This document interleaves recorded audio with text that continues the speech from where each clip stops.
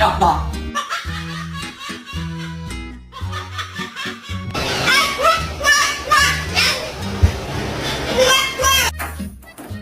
Stella, that's the TV.